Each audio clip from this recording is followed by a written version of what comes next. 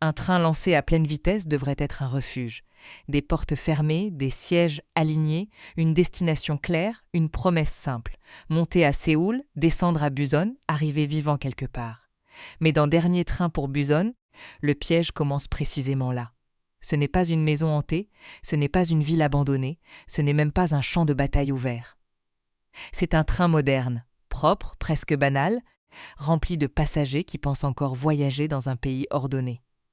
Et très vite, ce lieu familier devient un couloir de panique, un test brutal où chaque wagon sépare ceux qui protègent les autres de ceux qui ne protègent qu'eux-mêmes. Le film de Yeon Sang-ho, sorti en 2016, a marqué le cinéma sud-coréen parce qu'il prend une idée de zombie apparemment connue et la rend incroyablement humaine. Le danger court, mord, se propage, mais la vraie tension ne vient pas seulement des infectés. Elle vient des choix. Qui ferme une porte? Qui tend la main? Qui sacrifie quelqu'un pour gagner quelques secondes? Et surtout, qu'est-ce qu'un père comprend trop tard quand la fin monde oblige sa fille à le regarder tel qu'il est vraiment? Au début, Seo-kwu n'a rien d'un héros. Il travaille dans la finance, dans un monde froid où l'on mesure les pertes, les risques, les profits. Son téléphone l'accompagne plus fidèlement que sa propre fille. Il porte un costume impeccable, parle avec une maîtrise sèche, mais quelque chose manque dans son regard quand il est avec Suhan. Il n'est pas cruel comme un monstre. Il est pire d'une certaine manière, il est absent. Suhan, elle, voit tout. Les enfants dans ce genre de film ne servent pas seulement à rendre le danger plus douloureux. Ici, elle devient une sorte de conscience silencieuse. Elle comprend les gestes que son père ne fait pas. Elle comprend les excuses qu'il répète. Elle comprend aussi que l'amour, quand il arrive toujours trop tard, ressemble parfois à une autre forme d'abandon. Son anniversaire approche et son souhait est simple, elle veut aller à Busan pour voir sa mère. Rien de spectaculaire. Pas un cadeau immense, pas une promesse impossible, juste un trajet. Mais pour Seo-kwu, même cela devient une contrainte dans un agenda déjà saturé. Il accepte, presque comme on règle un problème pratique. Il prend le train avec elle, sans mesurer que ce voyage banal sera le dernier moment où il pourra encore choisir quel père il veut devenir. Avant que le chaos n'explose, le film installe un détail essentiel. Dehors, quelque chose ne va déjà pas. Des signes d'incident apparaissent, des informations passent en arrière-plan, une sorte de malaise traverse le monde avant d'entrer dans le train. Mais comme souvent dans les catastrophes, les personnages ne disposent pas encore de toute l'image. Ils voient seulement des fragments, une agitation, une urgence, un animal sur la route, une violence étrange, assez pour inquiéter, pas assez pour changer de vie. Et c'est précisément ce qui rend l'ouverture si efficace. Le film ne nous jette pas immédiatement dans un spectacle de fin du monde.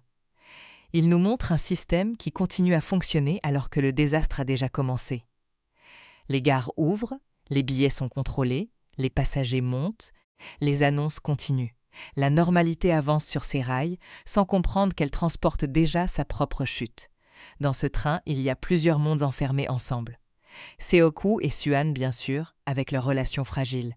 Sang-hwa, massif, direct, protecteur, accompagné de sa femme enceinte Seong-kyung, un groupe de jeunes joueurs de baseball encore attachés à une insouciance qui va être broyée trop vite. Deux sœurs âgées, dont la présence rappelle que dans une catastrophe, les plus vulnérables paient souvent le prix des décisions des plus lâches. Et puis il y a Yeon-suk, l'homme d'affaires arrogant, celui qui comprend immédiatement que la peur peut devenir une arme sociale. Le génie du film est là. Avant même l'attaque, chaque passager semble déjà porter une manière différente de survivre. Certains regardent les autres, certains ne regardent qu'eux-mêmes. Certains attendent des consignes, certains obéissent au mouvement du groupe. Et certains, comme Seo-kwu, sont tellement habitués à penser en termes d'intérêt personnel qu'ils vont devoir désapprendre leur propre instinct.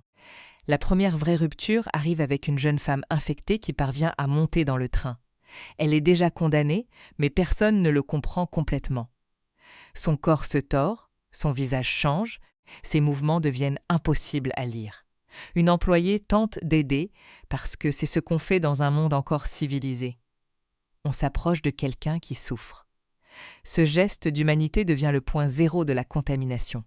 La transformation est violente, rapide, presque mécanique. Le film ne présente pas les infectés comme des morts lents qui avancent en silence. Ici, ils jaillissent. Ils se plient, se relèvent, courent, se jettent sur les vivants avec une vitesse animale. Leur corps semble obéir à une seule instruction: mordre, transmettre, recommencer. Et dans l'espace étroit du train, cette rapidité devient terrifiante. Il n'y a pas de grand terrain pour fuir. Pas de bâtiment où se cacher longtemps. Seulement des allées, des portes vitrées, des sièges, et la certitude que le danger peut remplir un wagon en quelques secondes. Le premier wagon touché devient une chambre de panique. Les passagers ne comprennent pas ce qu'ils voient. Ils reculent, crient, tombent, se bousculent. Chaque morsure ajoute un nouvel ennemi. Chaque seconde perdue multiplie la menace. La catastrophe ne progresse pas comme une vague lointaine. Elle se fabrique sous nos yeux, corps après corps. Et pendant ce temps, le train continue. Cette idée donne au film une force particulière. Dans beaucoup d'histoires de zombies, les survivants cherchent un endroit sûr. Ici, l'endroit sûr bouge, mais il ne peut pas vraiment s'arrêter. Le train traverse un pays qui s'effondre et les passagers sont enfermés dans une trajectoire. Ils ne contrôlent ni la vitesse, ni les rails, ni l'état des gares à venir. Ils peuvent seulement gagner du temps à l'intérieur d'un espace qui devient de plus en plus petit. Seok-woo, au début, réagit comme l'homme qu'il est devenu. Il protège sa fille, mais son réflexe n'est pas encore moral. Il ferme, il isole. Il pense d'abord à ceux qui sont avec lui, pas à ceux qui pourraient être sauvés derrière. C'est logique, peut-être, c'est humain, sûrement, mais le film ne laisse jamais cette logique tranquille. Il place Suhan à côté de lui, et le regard de l'enfant transforme chaque décision pratique en jugement intime. Car Suhan n'observe pas seulement les monstres, elle observe son père. Quand Seok-woo agit par peur, elle le voit. Quand il choisit la sécurité au détriment de la compassion, elle le sent. Elle n'a pas besoin de grands discours pour devenir le miroir du film. Son silence suffit. Et c'est ce silence qui commence à fissurer l'armure de Seok-woo. À côté de lui, Sang-hwa impose immédiatement une autre énergie. Il est brusque, parfois comique dans sa manière de parler, mais il possède ce que Seok-woo n'a pas encore, une présence instinctive. Sa femme enceinte, Seong-kyeong, n'est pas pour lui un détail à gérer. Elle est son centre. Il anticipe, protège, réagit avec son corps avant de discuter. Dans un film où les portes se ferment très vite, Sang-hwa est l'homme qui pense encore à retenir la porte pour quelqu'un d'autre. Ce contraste pourrait être simple, mais il devient puissant parce qu'il n'est pas abstrait.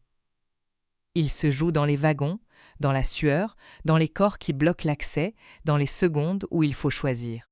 Sang-hwa n'a pas besoin de déclarer qu'il est courageux. Il le prouve quand le couloir se remplit de dangers. Seok-woo n'a pas besoin de dire qu'il est égoïste. Le film le montre dans sa façon de calculer. La panique révèle aussi quelque chose de plus large. La société miniature, enfermée dans le train, commence à se diviser. Les passagers veulent des informations, mais les informations arrivent trop tard ou sous une forme confuse. Les écrans parlent d'émeutes, d'incidents, de mesures d'urgence. Le mot exact importe moins que la sensation. Le pays n'est plus capable de rassurer ceux qui lui font confiance. Et quand l'autorité devient floue, les caractères prennent le pouvoir. Yeon-suk comprend cela très vite. Il n'est pas fort physiquement, pas courageux, pas lucide au sens noble. Mais il a une intelligence dangereuse. Il sait manipuler la peur collective. Il parle comme quelqu'un qui a l'habitude d'être écouté. Il transforme sa panique personnelle en ordre donné aux autres.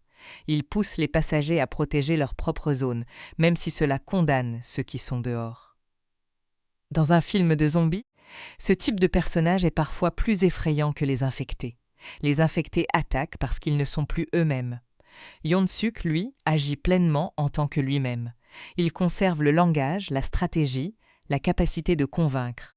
Il n'a pas besoin de mordre pour contaminer. Il répand autre chose, la lâcheté organisée. À mesure que le train avance, dernier train pour Busan commence donc à poser sa vraie question. Peut-on rester humain quand survivre semble exiger de fermer les yeux ? Le film ne répond pas avec une morale facile. Il place ses personnages dans des situations où la peur est compréhensible. Personne ne veut mourir. Personne ne veut voir sa famille dévorée. Mais c'est justement parce que la peur est légitime que les choix deviennent révélateurs. La mise en scène exploite parfaitement l'espace du train. Les vitres deviennent des frontières fragiles. Les portes coulissantes ressemblent à des lignes de vie. Un wagon sain peut devenir une prison, un wagon contaminé peut devenir une vague. Chaque déplacement a un coût. Traverser quelques mètres n'est plus un geste simple, c'est une opération de survie. Et plus le film resserre l'espace, plus il élargit l'émotion. Parce que derrière l'horreur, il y a toujours cette relation père-fille qui attend son point de rupture. Seo-Koo n'est pas encore l'homme qu'il doit devenir, mais le train va lui retirer une par une ses excuses. Il ne pourra plus se cacher derrière son travail. Il ne pourra plus reporter la conversation à demain. Il ne pourra plus acheter la paix avec un cadeau mal choisi. Dans ce monde qui s'écroule, il ne reste qu'une chose à offrir à Suan. Une preuve qu'elle compte vraiment. Le trajet vers Busan prend alors une dimension presque tragique. Busan n'est pas seulement une ville sur la carte, c'est l'idée d'un endroit où l'on pourrait encore respirer, rejoindre une mère, retrouver une famille, sortir de la logique froide du père. Mais chaque kilomètre rapproche aussi les survivants d'un prix plus lourd. Le film nous fait sentir que personne ne traverse une telle nuit intacte. La première partie de l'histoire fonctionne comme une mise à nu. On entre dans le train avec des passagers ordinaires, et quelques minutes plus tard, chacun est forcé de montrer ce qu'il cache sous ses habitudes. Le père absent, le mari protecteur, l'homme d'affaires lâche, les adolescents amoureux, les personnes âgées dépendantes de la solidarité des autres. Tous se retrouvent dans un même couloir face à une menace qui ne négocie jamais. Et c'est là que le film commence vraiment à serrer la gorge. Car les zombies ne sont plus seulement derrière une porte. Ils sont désormais dans la logique même du voyage. Chaque arrêt peut être un piège, chaque annonce peut être fausse, chaque groupe de survivants peut devenir un danger pour un autre groupe. Et Seo-Koo, qui pensait seulement emmener sa fille à Busan, comprend progressivement qu'il est monté dans un train où la destination ne garantit rien. Pour survivre, il ne suffira pas d'être rapide. Il faudra décider qui mérite d'être sauvé quand le temps manque. Et dans ce train, cette décision va bientôt devenir plus terrifiante que les monstres eux-mêmes. Le train avance, mais l'idée même du voyage a changé. Quelques minutes plus tôt, les passagers pensaient encore en horaire, en place réservée, en appel téléphonique, en petits désagréments de trajet. Maintenant, ils pensent en porte, en distance, en bruit, en mouvement. Le monde s'est réduit à des réflexes très simples. Ne pas tomber, ne pas attirer l'attention, ne pas être le dernier à passer. Et dans ce nouvel ordre, chaque wagon devient un territoire. Les infectés ne sont pas seulement nombreux. Ils imposent leurs propres règles. Ils réagissent au mouvement, au son, à la présence visible des vivants. Ils s'entassent contre les vitres, se jettent contre les portes, se relèvent avec une brutalité qui donne l'impression que le corps humain n'a plus de limites. Ils ne calculent rien, mais leur absence de calcul rend leur force presque pure. Ils ne se fatiguent pas comme les survivants. Ils ne doutent pas, ils ne s'excusent pas. Ils avancent. Face à eux, les vivants doivent apprendre très vite. C'est une des grandes forces de Dernier Train pour Busan. Les personnages ne reçoivent pas un manuel d'instruction. Ils découvrent les règles au prix de la peur. Ils observent ce qui attire les infectés, ce qui les arrête, ce qui les trompe quelques secondes. Le film transforme le train en laboratoire de survie. Les passagers ne savent pas encore s'ils peuvent gagner, mais ils comprennent qu'une mauvaise hypothèse peut tuer tout un wagon. Seo-Koo reste accroché à Suan. Sa priorité est claire, mais elle est encore étroite. Il veut sauver sa fille, et cela pourrait suffire dans un autre film. Ici, ce n'est pas assez. Parce que Suan ne veut pas seulement être protégée, elle veut reconnaître son père. Elle veut croire qu'il est encore capable de voir les autres, même quand la peur le pousse à réduire le monde à 2 personnes. Cette tension apparaît dans de petites décisions. Une porte fermée trop vite, une hésitation devant quelqu'un en danger. Un regard de Suan qui comprend avant même que les adultes parlent. Chez elle, la morale n'est pas une théorie. C'est une évidence presque douloureuse. Quand quelqu'un a besoin d'aide, on aide. Quand quelqu'un court derrière nous, on ne le condamne pas pour être arrivé une seconde trop tard. Mais les adultes, eux, savent fabriquer des raisons. Ils parlent de sécurité, de risque, de responsabilité envers les leurs. Ils transforment parfois la lâcheté en prudence, l'égoïsme en bon sens, l'abandon en nécessité. Et le film attaque précisément cette zone grise. Il ne nie pas que la peur existe. Il ne demande pas à chaque personnage d'être un saint. Il demande seulement à partir de quel moment la survie devient-elle une excuse pour perdre son âme. Sang-Hwa, lui, ne théorise pas. Il agit. Il a cette manière directe de traverser la panique qui donne immédiatement du poids à ses scènes. Sa carrure compte, bien sûr, mais ce n'est pas seulement sa force physique qui impressionne. C'est sa rapidité à comprendre que les autres existent. Seong Ki-hong est enceinte, donc il protège. Mais il ne réduit pas sa protection à un cercle fermé. Il sait que dans un train envahi, personne ne survit longtemps seul. Aider les autres, ce n'est pas seulement être généreux, c'est garder debout un minimum d'humanité commune. Entre lui et Seok-woo, la friction devient presque inévitable. Sang-Hwa voit bien chez cet homme en costume une froideur qu'il n'aime pas. Seok-woo, de son côté, n'est pas habitué à être jugé aussi franchement. Il vient d'un monde où l'on contrôle les apparences, où les décisions se prennent derrière des bureaux, où les conséquences touchent souvent des inconnus invisibles. Dans le train, plus rien n'est invisible. Chaque choix a un visage. Chaque erreur crie. Pendant ce temps, les jeunes joueurs de baseball découvrent que leur énergie, leur complicité, leur jeunesse ne les protègent pas vraiment. Ils avaient encore quelque chose de léger en eux, une façon de plaisanter, de regarder les filles, de se moquer du sérieux du monde. Le film les place dans une situation où cette insouciance devient fragile. Ils ne sont pas préparés à voir leurs amis se transformer. Ils ne sont pas prêts à comprendre que la personne qui riait à côté d'eux peut devenir, quelques secondes plus tard, une menace incontrôlable. Parmi eux, Jungkook et Jinhee portent une tendresse discrète. Rien de grandiloquent. Un lien d'adolescent, maladroit, retenu, encore plein de ce qui n'a pas été dit. Et dans un film comme celui-ci, ce genre de relation devient plus tragique parce qu'elle appartient à un futur qui risque de ne jamais arriver. Les mots qu'ils repoussent, les gestes qu'ils hésitent à faire, tout cela prend soudain une valeur énorme.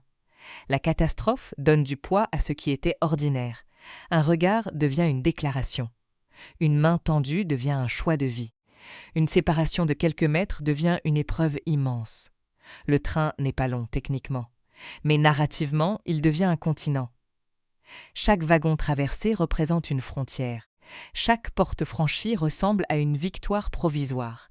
À l'extérieur, les informations deviennent de plus en plus inquiétantes. Les médias parlent de troubles, d'épisodes violents, de zones touchées. Les autorités tentent encore de nommer l'innommable avec des mots acceptables.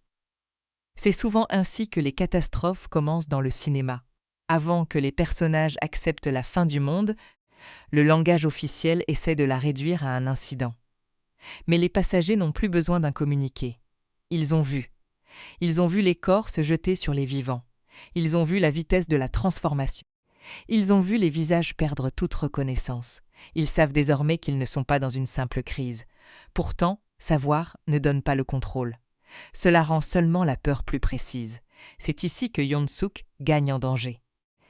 Il n'est pas encore le maître absolu de la panique, mais il commence à sentir comment utiliser les autres. Sa survie dépend de la distance qu'il peut mettre entre lui et le risque, même si cette distance est faite de corps sacrifiés. Il pousse, il ordonne, il accuse. Il ne veut pas seulement vivre, il veut que d'autres portent le danger à sa place. Ce personnage fonctionne parce qu'il ne ressemble pas à un méchant de bande dessinée. Il ressemble à une forme extrême de comportement social très réel, celui qui, en situation de crise, transforme son statut, son assurance ou son agressivité en droit de passer devant. Il n'a pas besoin d'être infecté pour devenir destructeur. Il suffit qu'il ait peur, et qu'il estime que sa peur vaut plus que la vie des autres. Dans le train, cette hiérarchie morale devient visible. Certains protègent les plus faibles. D'autres cherchent à les éloigner. Certains courent vers le danger pour ramener quelqu'un. D'autres ferment une porte et détournent les yeux. Et le plus terrible, c'est que ces décisions ne prennent parfois qu'une seconde. Une seconde suffit pour choisir son camp. Seok-woo continue d'évoluer dans cette tension. Il n'est pas transformé d'un coup. Le film évite de faire de lui un héros instantané. Sa progression est plus intéressante parce qu'elle résiste. Il a encore des réflexes d'égoïsme, encore des habitudes de contrôle. Mais Suhan, Sang-Hwa, et la réalité brutale du train commencent à le forcer à regarder ce qu'il est devenu. Quand Suhan lui reproche son comportement, ce n'est pas avec une grande scène spectaculaire. C'est plus simple, plus dur. Elle parle depuis une clarté que lui a perdue. Pour elle, aider quelqu'un n'est pas une stratégie. C'est une évidence humaine. Et parce qu'elle est sa fille, son jugement atteint Seoku, là où personne d'autre ne pourrait l'atteindre. Le film construit alors un mouvement intérieur très net. Plus le monde extérieur devient monstrueux, plus Seoku doit retrouver quelque chose d'humain. L'apocalypse n'est pas seulement une menace contre son corps, c'est une menace contre l'image qu'il a de lui-même. Il peut survivre en restant froid, peut-être. Mais pourra-t-il encore être le père que Suan mérite? La question devient plus urgente quand le train reçoit l'information qu'un arrêt sécurisé pourrait exister. Daejeon apparaît comme une promesse, une gare tenue par l'armée, une possibilité d'évacuation, un moment où les survivants veulent croire que le chaos va rencontrer une structure plus forte que lui. Après la violence des wagons, l'idée de descendre devient presque miraculeuse. Mais Dernier train pour Busan sait très bien utiliser l'espoir comme une arme dramatique. Plus la promesse de sécurité semble proche, plus le spectateur sent qu'elle peut se briser. Dans ce film, la sécurité n'est jamais gratuite. Chaque fois qu'un lieu paraît stable, il faut se demander ce qui s'y cache déjà. Une gare vide n'est pas forcément une gare sauvée. Des soldats attendus ne sont pas forcément des protecteurs. Et un silence trop calme, après tant de cris, peut être plus inquiétant qu'un hurlement. Les survivants doivent donc décider, rester dans le train, ce piège mobile qu'ils connaissent déjà, ou descendre vers un espace plus vaste, mais inconnu. Cette décision est terrible parce qu'elle oppose deux peurs. Dans le train, le danger est proche, mais ses règles commencent à être comprises. Dehors, tout semble possible, y compris le pire.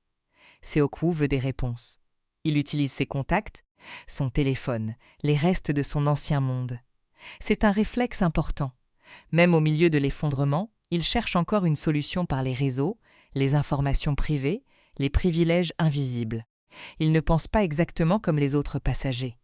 Il croit encore qu'il peut obtenir une voie plus sûre, un renseignement spécial, un avantage. Le film ne condamne pas cette intelligence pratique, mais il la place sous tension. Car à quoi sert un avantage si son prix est l'abandon des autres? Et combien de temps peut-on se croire séparé du groupe quand le danger, lui, ne fait aucune distinction? À Daejeon, les survivants vont bientôt comprendre que le monde extérieur n'est pas simplement contaminé. Il est déjà beaucoup plus avancé dans sa chute qu'ils ne l'imaginaient. Le train ralentit, les portes s'ouvrent. L'air de la gare semble offrir une respiration. Pendant quelques instants, le film laisse croire que l'espace va s'élargir, que les personnages vont enfin sortir du couloir, reprendre le contrôle, retrouver des autorités capables de décider. Mais dans Dernier train pour Busan, l'espace ouvert n'est pas une liberté. C'est un autre piège. À Daejeon, le train s'arrête comme si le monde pouvait encore reprendre sa forme normale. Les survivants descendent avec cette prudence étrange, des gens qui veulent croire, mais n'osent plus vraiment. Ils ont quitté l'enfer des wagons, et pourtant l'air libre ne les rassure pas. La gare semble trop grande, trop silencieuse, trop vide. Après le vacarme désinfecté, ce calme n'a rien d'apaisant. Il ressemble plutôt à un avertissement. Dans un autre film, l'arrivée de l'armée aurait pu signifier le retour de l'ordre. Des soldats, des consignes, des barrières, une évacuation. Une structure plus forte que la peur. Mais Dernier train pour Busan utilise cette attente pour briser une illusion essentielle. L'autorité ne sauve pas toujours. Parfois, elle est déjà tombée avant même que les civils arrivent. Les passagers avancent dans les couloirs de la gare. Ils cherchent des militaires, des voies, une direction claire. Ils espèrent que quelqu'un, quelque part, sait encore quoi faire. Mais plus ils avancent, plus l'absence devient lourde. Le lieu n'est pas vivant. Il n'est pas totalement mort non plus. Il est suspendu, comme si le désastre venait juste de passer et avait laissé derrière lui une scène abandonnée. Puis la vérité surgit. Les soldats ne sont plus des protecteurs. Ils sont infectés. Ce retournement est brutal parce qu'il détruit la dernière croyance confortable du groupe. Jusque-là, certains pouvaient encore penser que la crise était locale, que les autorités reprendraient le contrôle, que le train n'était qu'un mauvais passage avant le retour à un monde organisé. À Daejeon, cette croyance se fait dévorer sous leurs yeux. La fuite reprend, mais elle n'a plus la même signification. Avant, les passagers fuyaient pour rejoindre un refuge. Maintenant, ils fuient parce que le refuge lui-même est devenu une menace. La gare, avec ses escaliers, ses quais, ses espaces ouverts, transforme la panique en dispersion. Dans le train, le danger était frontal, enfermé dans des couloirs. Ici, il peut venir de partout. Les survivants se séparent. Certains courent vers une sortie. D'autres tentent de revenir vers le train. Les infectés se lancent à leur poursuite avec cette vitesse sèche, désarticulée, presque impossible à accepter. Leur mouvement n'a pas la lourdeur de la mort. Il a la violence d'un système biologique qui ne cherche plus qu'à se répandre. Cette séquence est capitale parce qu'elle fait tomber une deuxième barrière. Le train était un piège, mais dehors, le pays entier est devenu une extension du piège. Les personnages comprennent que la destination ne sera pas une simple question de géographie. Busan n'est peut-être pas sûr parce qu'il est loin. Busan est seulement le dernier nom auquel ils peuvent encore s'accrocher. Dans cette fuite, les groupes se recomposent dans l'urgence. Seok-woo, Sang-hwa et Yong-guk se retrouvent d'un côté. Su-han, Seong-kyung, Jin-hee et d'autres passagers se retrouvent ailleurs. Cette séparation change immédiatement la tension du film. Seok-woo n'a plus sa fille à portée de main. Il ne peut plus la protéger par présence directe. Il doit maintenant agir pour la rejoindre. Et cette différence est immense. Protéger quelqu'un qui se tient juste à côté de soi peut encore relever de l'instinct. Traverser un train infecté pour rejoindre quelqu'un, c'est autre chose. C'est choisir de courir vers le danger. C'est accepter que l'amour ne se prouve pas seulement en fermant une porte devant soi, mais parfois en l'ouvrant pour avancer dans l'enfer. La panique du retour au train révèle aussi l'évolution du rapport entre Seok-woo et Sang-hwa. Au départ, ils se méfiaient l'un de l'autre. Sang-hwa voyait chez Seok-woo un homme trop froid. Seok-woo voyait chez Sang-hwa une force un peu brutale, presque encombrante. Mais la catastrophe oblige les hommes à se juger autrement. Non plus par leur apparence, leur métier, leur langage, mais par leur capacité à rester debout quand les autres ont besoin d'eux. Sang-hwa ne devient pas seulement un allié utile. Il devient un modèle implicite. Il montre à Seok-woo une forme de masculinité qui n'a rien à voir avec le contrôle financier ou la réussite sociale. Une force qui sert à protéger, pas à dominer. Une autorité qui se mesure au risque qu'on accepte de prendre pour les autres. Pour Seok-woo, c'est une leçon silencieuse mais profonde. Le film ne lui donne pas encore le temps de la formuler. Il le place dans l'action, dans la course, dans les décisions immédiates. Mais à chaque instant, l'ancien Seok-woo recule un peu. L'homme qui voulait d'abord isoler sa fille du monde est désormais forcé de dépendre d'un autre homme, d'un jeune joueur de baseball, d'un groupe, d'une solidarité improvisée. C'est exactement ce que le film construit depuis le début. Une transformation par nécessité. La survie individuelle montre ses limites. Seok-woo peut être intelligent, rapide, informé. Mais il ne peut pas traverser seul un monde contaminé. Il ne peut pas tout prévoir. Il ne peut pas tout acheter. Il ne peut pas téléphoner à quelqu'un pour effacer le danger. Pour la première fois peut-être, il doit faire confiance à des inconnus. Et cette confiance arrive au pire moment. À bord, la situation devient encore plus tendue.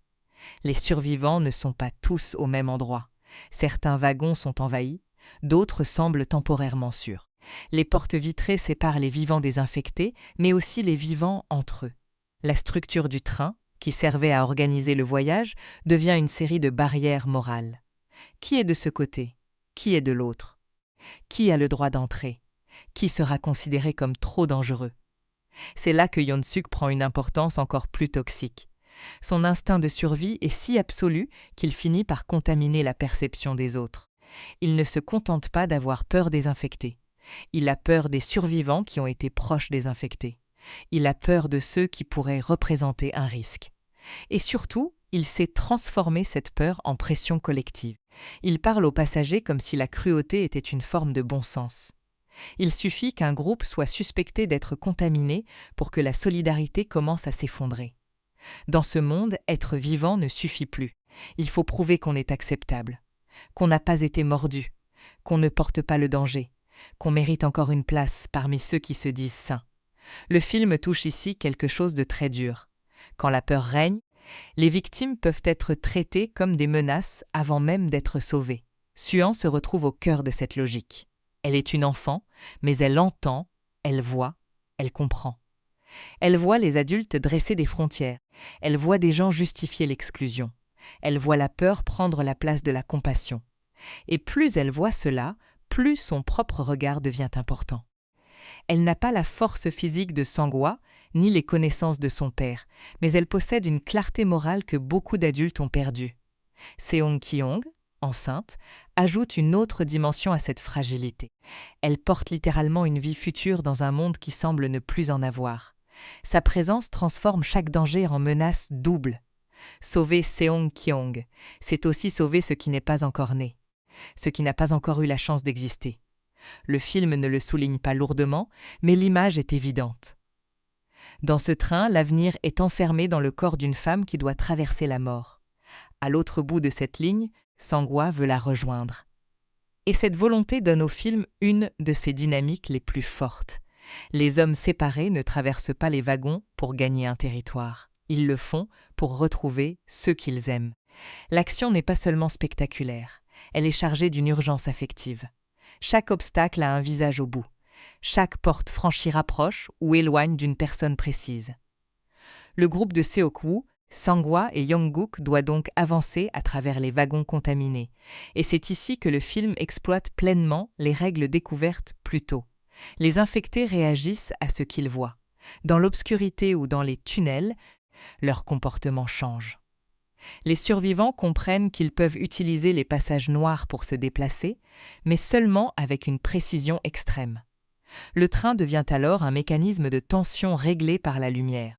Quand le wagon plonge dans l'obscurité, les vivants respirent quelques secondes. Quand la lumière revient, la mort regarde. Cette alternance donne aux scènes une puissance presque physique.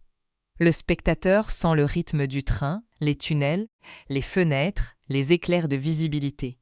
Les personnages doivent compter, anticiper, se cacher, avancer au bon moment. Une erreur de synchronisation peut tout perdre. Le film transforme un détail ferroviaire en instrument de suspense pur. Sang-hwa prend souvent la première ligne. Il frappe, pousse, bloque les infectés avec une violence défensive. Sa force est impressionnante, mais elle a un prix. Chaque contact l'expose. Chaque seconde passée à retenir les infectés augmente le risque. Il ne combat pas des ennemis qu'on peut vaincre proprement. Il combat une masse qui revient sans cesse. Son courage n'a donc rien de glorieux au sens classique. Il est épuisant, sale, désespéré. Jung-kook, lui, traverse cette épreuve avec une jeunesse qui commence à se fissurer. Il n'est plus seulement un sportif dans un groupe d'amis. Il devient quelqu'un qui doit agir sous la peur, protéger Ginny, comprendre que le monde adulte dans lequel il entre brutalement ne lui laissera aucune transition. Le film donne ainsi à chaque âge sa propre douleur. L'enfant qui juge, le père qui change, le mari qui protège, l'adolescent qui perd son innocence. Pendant cette traversée, Seok-woo apprend à fonctionner autrement. Il n'est plus seul dans son calcul. Il écoute, il coopère, il prend des risques. Il ne devient pas parfait, mais son mouvement intérieur devient visible. Chaque wagon traversé agit presque comme une étape de purification. Il laisse derrière lui une couche d'égoïsme, une habitude de recul, une manière de penser uniquement en avantage personnel. Et pourtant, le film ne le récompense pas facilement. Dans Dernier train pour Busan, faire le bon choix ne garantit pas un résultat heureux. C'est ce qui rend l'histoire plus forte. Les personnages peuvent être courageux et mourir. Ils peuvent être lâches et survivre temporairement. Le monde du film n'est pas juste au sens simple. Mais c'est justement dans cette injustice que les choix prennent leur vraie valeur. On ne fait pas le bien parce qu'il garantit la victoire. On le fait parce que sinon il ne reste plus rien à sauver. À mesure que le groupe avance, la tension ne cesse de monter vers une confrontation plus cruelle encore, celle avec les autres survivants, car les infectés représentent un danger évident. On les reconnaît, on les fuit, on les bloque. Mais que faire quand ce sont les vivants qui refusent d'ouvrir ? Que faire quand ceux qui devraient comprendre la peur des autres utilisent cette peur pour vous condamner ? Le film prépare cette douleur avec une précision terrible. Seok-woo, Sang-hwa et Jung-kook risquent leur vie pour rejoindre les leurs. Ils traversent les wagons infectés, affrontent les corps déchaînés, utilisent chaque tunnel, chaque seconde d'obscurité. Et au bout de cette épreuve, ils ne trouvent pas seulement le soulagement. Ils trouvent une porte humaine, une porte fermée par des gens vivants, des gens qui savent parler, raisonner, supplier Dieu peut-être, prétendre vouloir rester en sécurité, des gens qui ne sont pas contaminés par le virus, mais qui sont déjà atteints par autre chose. La peur du groupe devient alors plus dangereuse que la morsure. Et c'est dans ce moment que le film s'apprête à frapper au cœur. Après avoir affronté les monstres pour rejoindre ceux qu'ils aiment, les survivants vont devoir affronter le jugement de ceux qui auraient dû les accueillir. La porte est là. Après les wagons envahis, après les tunnels, après les corps qui se jettent dans l'allée, après les secondes comptées dans l'obscurité, cette porte devrait représenter la fin d'une épreuve. Derrière elle, il y a des vivants. Des gens encore capables de comprendre, de reconnaître un enfant, une femme enceinte, des hommes qui viennent de risquer leur vie. Mais dernier train pour Busan refuse le soulagement facile.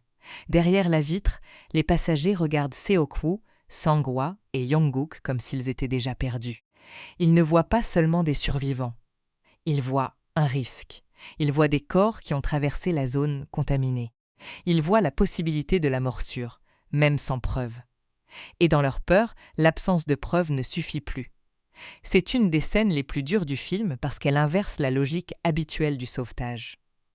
Les personnages ont affronté les infectés, mais ils échouent presque devant ceux qui sont encore humains. La menace ne grogne pas. Elle ne se jette pas contre la porte avec les yeux blancs. Elle parle. Elle proteste. Elle exige qu'on n'ouvre pas. Elle se donne l'apparence de la prudence. Yoon-suk devient alors le moteur de cette cruauté collective. Il pousse les autres à refuser l'entrée. Il leur donne les mots qu'ils cherchaient pour justifier leur peur. Il transforme les survivants à l'extérieur en suspects, puis les suspects en dangers, puis les dangers en êtres qu'on peut abandonner sans honte. Sa voix ne crée pas la lâcheté à partir de rien. Elle l'organise. C'est cela qui le rend si toxique. Beaucoup de passagers ont peur, mais lui donnent à cette peur une direction, une permission, presque une autorité. Il ne dit pas simplement « j'ai peur ». Il dit en substance « si nous les laissons entrer, nous mourrons ». Et à partir de cette phrase, la compassion devient une menace pour le groupe. Seok-woo se retrouve face à une version plus extrême de ce qu'il a lui-même été au début. Il a fermé une porte. Il a pensé à sa fille avant de penser aux autres. Il a cru que survivre signifiait réduire le cercle. Maintenant, il voit cette logique poussée jusqu'à l'horreur. Il comprend, peut-être sans encore pouvoir le formuler, que l'égoïsme n'est jamais stable. Une fois accepté, il grandit. Il commence par protéger les siens, puis il finit par condamner tous ceux qui ne sont pas du bon côté de la vitre. Sang-hwa, lui, ne peut pas attendre que les autres retrouvent leur courage. Les infectés approchent, la pression monte, et la porte devient une frontière entre deux morts possibles, mourir dévoré dehors, ou mourir lentement dedans en ayant abandonné son humanité. Alors il frappe, pousse, force le passage avec cette énergie désespérée qui le définit depuis le début. Quand la porte cède enfin, ce n'est pas vraiment une victoire, car le temps perdu a coûté trop cher. Sang-hwa est mordu. Le film prépare ce moment avec une cruauté précise. Depuis son apparition, Sang-hwa a incarné la protection physique, la force qui tient debout quand les autres paniquent. Il était l'homme capable de bloquer une porte avec ses bras, de faire barrage avec son corps, de transformer sa puissance en bouclier. Mais contre cette infection, le corps le plus solide reste vulnérable. Il suffit d'un contact, d'une seconde, d'un angle mal protégé. La morsure ne tue pas seulement un homme fort. Elle frappe le cœur moral du groupe. Sang-hwa sait ce que cela signifie. Il n'a pas besoin d'un médecin, ni d'une confirmation officielle. Tout le monde a vu comment la transformation arrive. Il sait que son temps humain se compte désormais en instants, et c'est là que sa grandeur devient encore plus douloureuse. Il ne se débat pas pour sauver seulement sa propre peau. Il utilise ses dernières secondes pour sauver Seong-kyong, Suan, Seok-woo, tous ceux qui peuvent encore continuer. Son sacrifice n'est pas une grande pose héroïque. Il est brutal, pressé, rempli de peur et d'amour. Il demande à Seok-woo de protéger sa femme. Ce passage est essentiel parce qu'il transmet quelque chose. Sang-hwa ne confie pas seulement Seong-kyong à un autre survivant. Il confie à Seok-woo une responsabilité morale. Il lui donne une mission qui dépasse sa fille. Il l'oblige à agrandir son cercle. Et pour Seok-woo, cette demande est presque un héritage. Depuis le début, Sang-hwa a été l'homme que Seok-woo n'était pas encore, présent, direct, courageux, capable de risquer son corps pour ceux qu'il aime. Maintenant qu'il tombe, Seok-woo doit porter une part de cette force. Il ne peut plus redevenir seulement le père qui protège Suan. Il doit devenir quelqu'un qui protège aussi, parce qu'une promesse a été faite. La scène est d'autant plus forte que Seong-kyeong, enceinte, doit avancer en laissant derrière elle l'homme qui était son rempart. Le film ne transforme pas sa douleur en long mélodrame. Il la place dans la marche forcée de la survie. C'est souvent la tragédie la plus cruelle dans ce type de récit. Les personnages n'ont pas le temps de pleurer comme il faudrait. La mort arrive et la vie exige déjà de courir. Sang-hwa reste alors en arrière, face à la masse désinfectée. Il tient quelques secondes, suffisamment pour que les autres échappent à l'étau. Chaque seconde est arrachée à son propre corps. On sait qu'il est condamné, lui aussi le sait, mais il choisit l'usage de sa faim. Il ne peut pas empêcher sa transformation, mais il peut décider ce que ces derniers gestes humains vont protéger. C'est là que Dernier Train pour Busan dépasse le simple film de zombies. Le virus retire au corps leur identité, mais les dernières décisions révèlent ce qui restait au plus profond des personnages. Sang-hwa meurt en protecteur parce qu'il vivait déjà ainsi. Sa faim n'invente pas son courage, elle le condense. Après cela, rien ne peut redevenir comme avant. Les survivants entrent dans le wagon, mais l'accueil est glacial. Les passagers qui ont refusé d'ouvrir ne se transforment pas soudain en êtres honteux et lucides. Au contraire, ils cherchent encore à préserver leur illusion de sécurité. Ils exigent que ceux qui ont traversé les wagons soient isolés. Même après le sacrifice, même après la preuve de leur humanité, le soupçon reste plus fort que la compassion. C'est un moment profondément amer. Les personnages ont risqué leur vie pour revenir parmi les vivants, et les vivants les traitent comme une contamination sociale. La logique de quarantaine devient une logique d'exclusion. On ne regarde plus les personnes. On regarde la possibilité qu'elles dérangent la tranquillité du groupe. Su-un, encore une fois, comprend mieux que les adultes. Elle voit l'injustice. Elle voit que son père, Seong-kyeong, Yong-guk, et les autres sont repoussés non parce qu'ils ont fait quelque chose de mal, mais parce que les passagers ont peur de reconnaître ce qu'ils leur doivent. Si on admet que ces survivants sont courageux, alors il faut admettre que ceux qui ont fermé la porte ont été lâches. Et cette vérité est trop lourde pour eux. Alors, ils préfèrent inverser l'histoire. Ils préfèrent traiter les courageux comme des dangers. Cette scène frappe aussi Seok-woo de manière particulière. Il connaît les mécanismes de défense du monde adulte. Il sait comment les groupes justifient l'injustifiable. Mais maintenant, il en subit la violence avec sa fille à côté de lui. Il n'est plus l'homme protégé par son statut. Il est l'homme qu'on repousse. L'homme que d'autres jugent indésirable pour rester à l'aise. Il découvre ce que produit le système quand on n'est plus du côté qui décide. Les survivants sont donc séparés dans un autre compartiment, mis à distance comme s'ils portaient déjà la mort. Ce n'est pas seulement une décision pratique, c'est une punition déguisée. Et le film montre bien que cette exclusion ne rend pas le groupe principal plus sûr. Elle le rend plus vide, plus lâche, plus fragile moralement. Parmi les personnes présentes, les deux sœurs âgées donnent à cette dynamique une dimension bouleversante.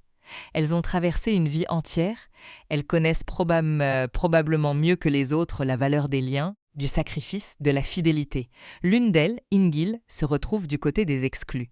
L'autre, Jong-gil, reste dans le wagon avec ceux qui ont accepté l'injustice. Ce détail pourrait sembler secondaire, mais il va devenir l'un des coups les plus sombres du film. Parce que Jong-gil voit. Elle voit sa sœur séparée, traitée comme un risque, humiliée par la peur des autres. Elle voit les passagers se féliciter presque d'avoir préservé leur espace.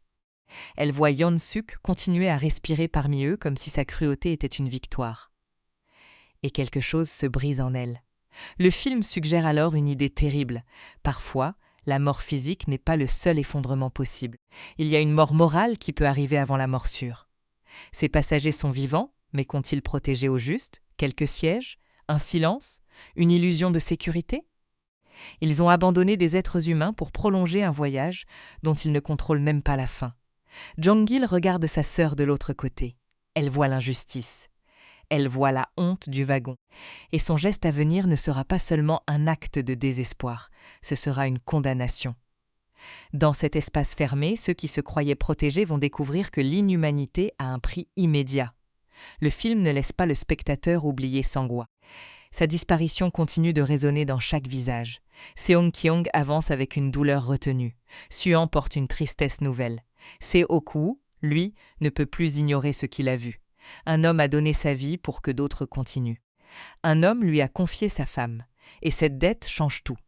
Ce n'est pas encore la fin de sa transformation, mais c'est un passage sans retour. Avant, Seoku pouvait encore hésiter entre son ancien instinct et ce que sa fille attendait de lui. Après Sangwa, cette hésitation devient presque impossible. Il a vu le courage dans sa forme la plus coûteuse. Il a vu ce que signifie être père, être mari, être protecteur, non pas dans les mots mais dans le sacrifice. S'il revient maintenant à l'égoïsme, il ne pourra plus prétendre ne pas savoir. Et c'est peut-être pour cela que Dernier train pour Busan touche autant. Il ne raconte pas seulement comment un groupe échappe à des zombies.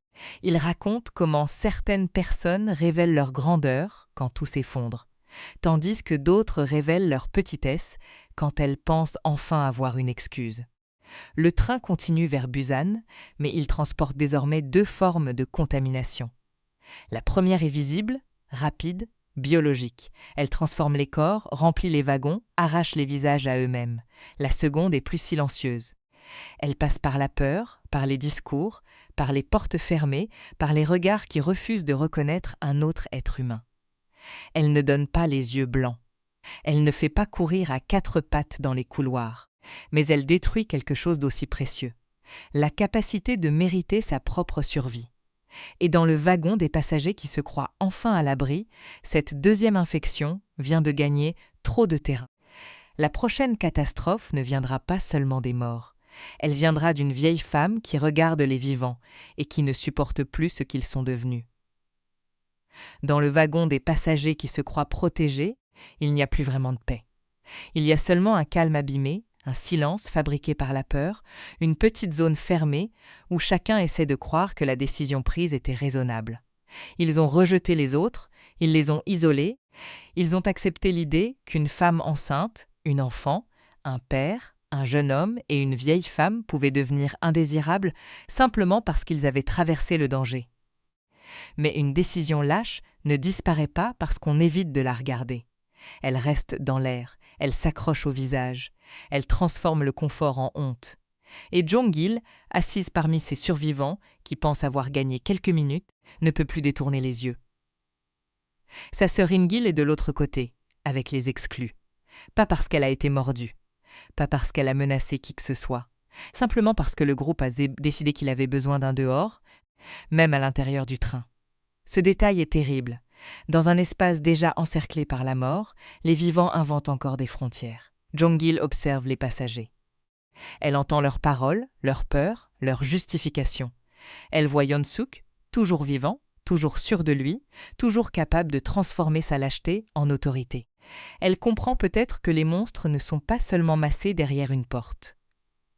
Une partie du wagon a déjà perdu ce qui faisait d'eux des êtres humains responsables les uns des autres. Alors elle se lève. Son geste n'est pas spectaculaire au départ. Pas de grande tirade, pas de cri héroïque, pas de vengeance théâtrale. C'est presque pire. C'est une décision calme, née d'une douleur qui n'a plus d'endroit où aller. Elle s'approche de la porte qui sépare les vivants des infectés. Et à cet instant, le film fait quelque chose de glaçant. Il nous oblige à comprendre son désespoir, même si son geste condamne ceux qui sont dans le wagon. Elle ouvre. Les infectés se ruent à l'intérieur. Le wagon qui avait choisi l'exclusion découvre que la sécurité obtenue par l'inhumanité est fragile. Les passagers paniquent, hurlent, tombent les uns sur les autres. La barrière qu'ils croyaient contrôler se retourne contre eux. En quelques secondes, leur petit monde protégé est envahi par la même violence qu'ils avaient voulu maintenir à distance. Cette scène n'est pas seulement une punition narrative, elle est une réponse morale brutale. Le film ne dit pas que tous ces passagers méritent la mort avec une froide satisfaction. Il montre plutôt comment leur peur a créé les conditions de leur chute. En refusant de reconnaître la dignité des autres, ils ont détruit le dernier lien qui aurait pu les maintenir ensemble. Jong-il, elle, ne cherche pas à survivre. Son regard dit autre chose. Elle semble déjà avoir quitté ce wagon avant même que les infectés y entrent. Sa sœur a été humiliée, la compassion a été piétinée, et elle ne veut plus partager l'air de ceux qui ont accepté cela. Son geste est monstrueux dans ses conséquences, mais il naît d'une lucidité désespérée. Pour elle, les vivants autour d'elle ne valent plus mieux que ceux qui frappent à la porte. Ce moment laisse une trace sombre dans le film parce qu'il refuse le confort d'une morale simple. Oui, ouvrir la porte tue des gens. Mais pourquoi cette porte était-elle devenue un symbole de honte? Pourquoi les passagers s'étaient-ils mis dans cette position? Pourquoi fallait-il qu'une vieille femme, presque invisible aux yeux du groupe, devienne celle qui juge toute la voiture? Dernier train pour Busan montre ici que l'apocalypse ne crée pas seulement des héros et des lâches. Elle crée des douleurs impossibles à classer proprement. Pendant ce temps, du côté des exclus, la survie continue, mais l'énergie a changé. Sang-hwa n'est plus là. Son absence laisse un vide physique et moral. Quand il était présent, même le danger semblait avoir un mur devant lui. Maintenant, les survivants doivent avancer avec la sensation qu'un rempart a disparu. Seong-kyong porte cette perte en silence, et ce silence pèse plus lourd qu'un long cri. Suan, elle aussi, est marquée.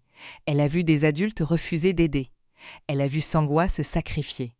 Elle a vu son père changer, mais elle a aussi vu le monde devenir plus cruel que ce qu'un enfant devrait comprendre. Dans ses yeux, le film conserve sa douleur la plus pure. La catastrophe n'est pas seulement une succession d'attaques, c'est une éducation forcée à la brutalité du monde. Seok-woo, désormais, n'avance plus exactement pour les mêmes raisons. Bien sûr, il veut sauver sa fille. Cette priorité demeure. Mais quelque chose s'est élargi. La promesse faite à Sang-hwa, la présence de Seong-kyong, le regard de Suan, les morts accumulées. Tout cela l'arrache à son ancien isolement. Il ne peut plus penser seulement en termes de protection privée. Il est entré dans une dette humaine. Et cette dette devient le moteur de sa transformation. Il y a aussi Yong-guk et Jinhee. Leur histoire, discrète au début, devient de plus en plus douloureuse parce qu'elle porte le deuil de la jeunesse. Eux n'ont pas eu le temps de construire un avenir. Leur affection existe dans les marges, dans les gestes hésitants, dans les regards qui disent plus que les mots. Et le film sait que dans une situation aussi extrême, une relation inachevée peut être aussi tragique qu'un grand amour déclaré. Quand les wagons basculent dans une nouvelle vague de panique, Jinhee se retrouve prise dans l'effondrement. Elle est mordue. Et ce qui frappe dans cette perte, ce n'est pas seulement l'attaque elle-même. C'est le moment où Yong-guk la voit. Il ne voit pas une infectée. Il voit Jinhee. Il voit la personne qu'il aimait ou qu'il commençait à aimer, déjà emportée par quelque chose qui ne lui laisse presque aucun temps pour dire adieu. Le virus est cruel parce qu'il ne se contente pas de tuer. Il utilise le visage des proches contre ceux qui restent. Il transforme l'amour en hésitation mortelle. Comment frapper quelqu'un dont le visage porte encore la trace de la personne aimée? Comment reculer quand le cœur refuse de comprendre ce que les yeux voient? Yong-guk est paralysé par cette contradiction. La menace est évidente, mais l'amour ralentit le corps. Dans un film de survie, hésiter peut tuer. Ici, cette règle devient insupportablement humaine. Il ne peut pas réduire Jinhee à une menace. Il ne peut pas accepter que le monde l'oblige à faire ce tri en quelques secondes. Et cette hésitation le condamne. La tragédie de Yong-guk et Jinhee n'est pas longue, mais elle frappe parce qu'elle résume la violence intime du film. Les infectés enlèvent l'avenir avant même qu'il soit formulé. Ils coupent les phrases avant la déclaration, les gestes avant l'étreinte, les promesses avant leur naissance. Dans cette histoire, la jeunesse n'est pas protégée par son innocence. Elle est exposée comme tout le reste. Seok-woo et Suan continuent d'avancer avec ce poids supplémentaire. Chaque mort devient une couche de plus sur le voyage. Ce n'est plus seulement une course vers Busan. C'est une traversée de pertes. Le train transporte les survivants, mais il transporte aussi les absents. Sang-hwa dans la promesse faite à sa femme. Jinhee et Yong-guk dans la douleur d'un amour qui n'a pas survécu assez longtemps pour s'accomplir. In-gil et Jong-gil dans l'image terrible de deux sœurs séparées par la peur des autres. Le film est très efficace parce qu'il ne laisse jamais l'action effacer complètement l'émotion. Les scènes de poursuite donnent de l'adrénaline, mais elles laissent derrière elles des conséquences. Une mort n'est pas seulement un obstacle franchi. Elle change la température morale du groupe. Elle modifie les silences, les regards, la manière dont les survivants se tiennent les uns près des autres. Et au centre, Seok-woo devient de plus en plus vulnérable. Au début, son contrôle semblait être sa défense. Il savait parler, calculer, appeler les bonnes personnes, trouver une information utile. Maintenant, tout cela s'effondre. Ce qui compte n'est plus sa position sociale, mais sa capacité à aimer sans garantie de retour. Il doit accepter une vérité qu'il avait probablement tenue à distance pendant longtemps. Être père ne consiste pas seulement à fournir, organiser, décider. Être père, c'est être présent quand la présence coûte quelque chose. Suan l'a toujours attendu sur ce terrain-là. Elle ne voulait pas un père parfait. Elle voulait un père qui la voit vraiment. Et dans le train, Seok-woo commence enfin à comprendre que sa fille ne mesure pas l'amour aux objets reçus ou aux promesses reportées. Elle le mesure aux gestes, au choix, à la façon dont il traite les autres quand personne ne l'oblige à être bon. Cette compréhension donne au film sa vraie trajectoire émotionnelle. L'horreur pousse l'histoire, mais le cœur du récit se joue dans la lente réparation d'un lien. Une réparation impossible à terminer proprement, parce que le monde s'écroule trop vite. Mais peut-être justement plus précieuse, parce qu'elle arrive au bord du gouffre. Le train, lui, continue de se rapprocher de Busan. Les informations laissent penser que la ville pourrait être l'une des rares zones encore défendues. L'espoir revient, mais il n'a plus la naïveté du début. Après Daejeon, personne ne peut croire simplement à une annonce rassurante. Busan devient un dernier pari, pas une certitude, une possibilité qui mérite qu'on survise encore quelques minutes. Mais le film sait que le trajet ne peut pas se terminer par une simple arrivée. Il reste trop de tensions, trop de wagons contaminés, trop d'humains dangereux, trop de rails exposés dans un pays qui s'effondre. Le train n'est pas une ligne droite vers le salut. C'est une machine qui traverse les conséquences d'une catastrophe nationale. Et plus on approche de la fin, plus les espaces se brisent, plus le mouvement devient chaotique. La sécurité finale va demander autre chose qu'un billet jusqu'à Busan. Elle va demander une dernière fuite, une dernière séparation. Un dernier affrontement avec Yeon-suk, dont la lâcheté n'a pas encore atteint sa forme la plus destructrice. Car il faut bien comprendre ceci. Yeon-suk survit précisément parce qu'il sacrifie les autres. Tant que des personnes peuvent être placées entre lui et les infectés, il continue. Tant qu'il peut pousser, mentir, supplier ou trahir, il gagne quelques secondes. Il est l'opposé absolu de Sang-hwa. Sang-hwa a utilisé son corps comme bouclier. Yeon-suk utilise les corps des autres comme bouclier. Sang-hwa a donné ses dernières secondes. Yeon-suk vole les dernières secondes des autres. Sang-hwa a transformé sa peur en protection. Yeon-suk transforme sa peur en destruction. Et tant que cet homme reste vivant, le danger humain n'est pas terminé. Le train file encore, mais il ressemble de moins en moins à un train. C'est un reste de civilisation lancé dans un pays devenu imprévisible. Les survivants ne peuvent plus compter sur l'ordre des gares, ni sur les autorités, ni sur la bonté du groupe, ni même sur la solidité du trajet. Il ne reste qu'une poignée de personnes, une enfant, une femme enceinte, un père qui change trop tard et une destination qui se rapproche comme une dernière lumière.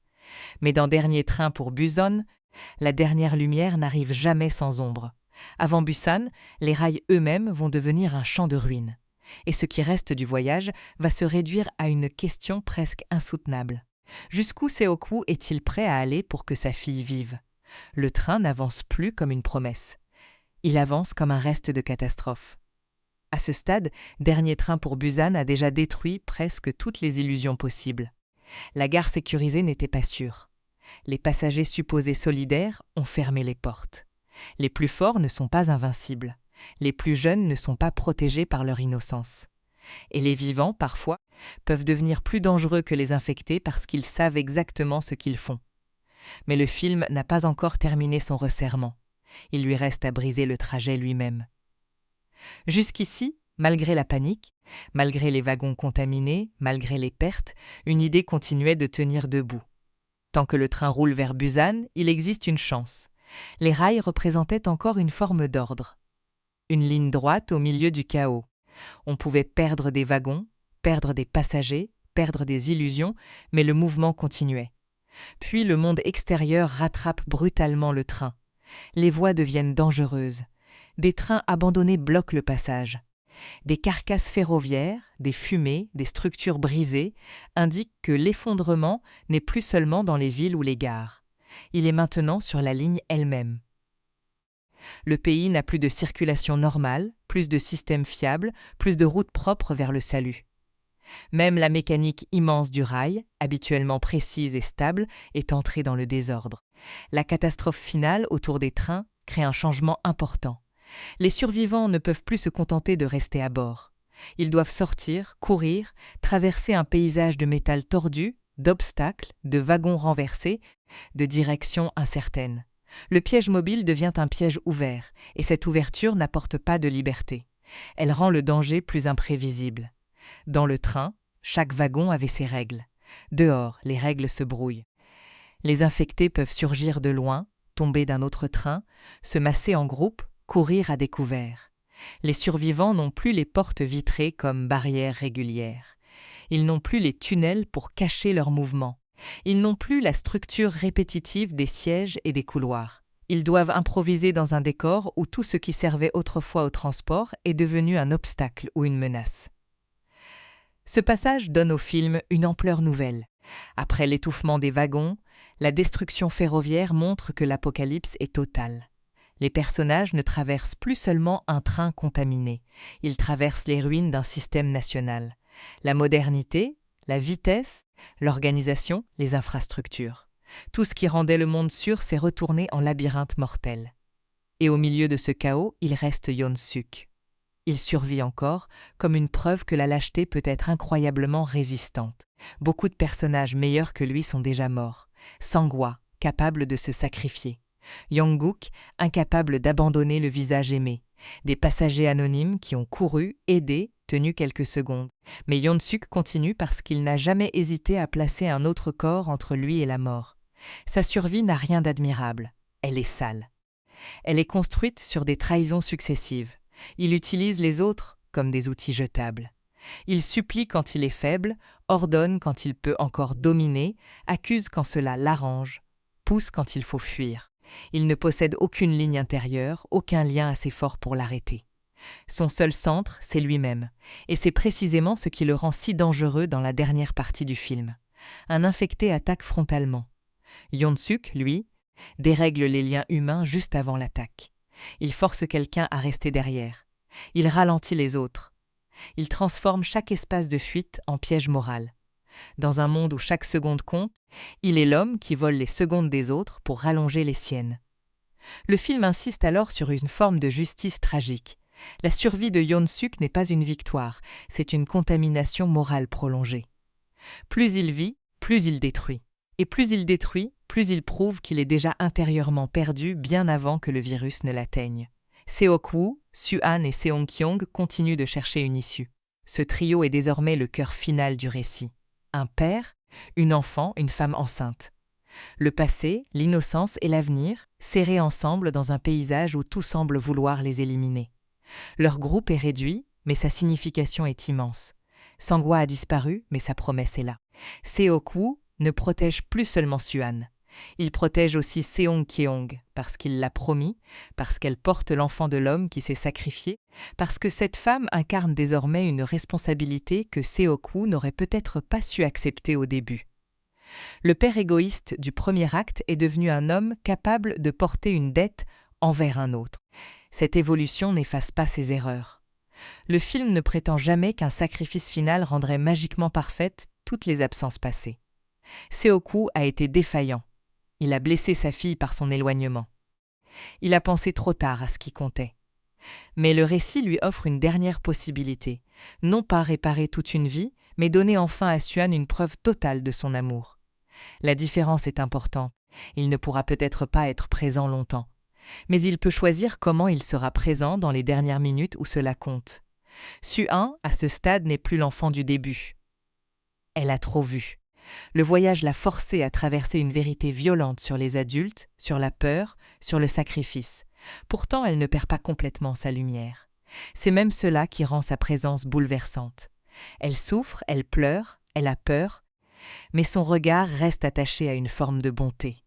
Elle n'est pas devenue cynique. Elle n'a pas accepté que le monde soit seulement fait de portes fermées. Ce regard est probablement ce qui sauve Seok-woo intérieurement avant même le choix final. Car il ne veut plus seulement que Su-han survive biologiquement. Il veut qu'elle survive sans que son cœur soit détruit par ce qu'elle a vu. Il veut au moins une fois, être à la hauteur de l'idée qu'elle avait peut-être encore de lui. Il veut que sa fille puisse se souvenir non seulement d'un père absent, mais d'un homme qui, à la fin, a compris. Le film avance alors vers une dernière ligne de fuite, une locomotive encore capable d'aller vers Busan. Ce détail est presque mythique. Après tous les wagons contaminés, après les portes fermées, après les gares perdues, il reste une machine. Pas confortable, pas sûre au sens plein, mais suffisante pour avancer. Une dernière chance réduite à l'essentiel. Monter, tenir, atteindre la zone défendue. Mais dernier train pour Busan, c'est que la dernière chance attire toujours le dernier danger. La masse des infectés poursuit les survivants. Leur nombre devient écrasant. À ce niveau, ils ne sont plus seulement des individus transformés. Ils forment une marée, une force collective incontrôlable. Ils s'accrochent, tombent, se relèvent, s'empilent, poursuivent sans stratégie, mais avec une énergie monstrueuse. Leur vitesse rend chaque mètre précieux. Dans cette fuite finale, le film retrouve une intensité physique pure. On sent la fatigue des survivants, la difficulté de grimper, de tirer, de pousser, de ne pas lâcher la main. Le corps humain est épuisé. Le danger, lui, semble infini. Chaque obstacle paraît trop lourd, chaque seconde trop courte. Seo-Koo doit alors devenir l'inverse de l'homme qu'il était au départ. Au début, il économisait son implication. Il évitait les charges émotionnelles. Il gérait sa paternité à distance comme un devoir parmi d'autres. Maintenant, il utilise tout son corps pour sauver. Il tire Suan, aide Seong-Keong, avance malgré la peur. Il n'a plus de masque social, plus de statut, plus de bureau, plus de téléphone capable de lui donner un avantage réel. Il ne lui reste que sa volonté. Et cette volonté se concentre sur la survie de ceux qui dépendent de lui. La locomotive devient le dernier espace du film, mais ce n'est pas un espace apaisé. Elle est étroite, bruyante, vulnérable. À l'extérieur, les infectés s'accrochent. Le train essaye de repartir, mais même ce mouvement semble menacé par le poids de la masse morte vivante. Pendant quelques instants, l'humanité semble littéralement tirée vers l'arrière par la catastrophe. Cette image est très forte. La locomotive veut aller vers la vie, mais le passé infecté, les corps contaminés, les conséquences du chaos s'agrippent à elle. Pour avancer, il faut se débarrasser de ce poids. Il faut couper, pousser, résister. Il faut arracher le futur à ce qui veut le dévorer. Seo-Koo, Suan et Seong-Keong parviennent à se rapprocher de cette dernière chance. On pourrait croire que le film va enfin leur offrir un instant de répit. Mais le vrai dernier obstacle n'est pas seulement la masse des infectés à l'extérieur. Il est déjà dans la locomotive. Yeon-Suk est là. Et cette présence rend la fin plus cruelle qu'une simple attaque de zombies. Après toutes les pertes, après tout ce que son égoïsme a provoqué, il réapparaît comme le dernier verrou humain sur la route du salut.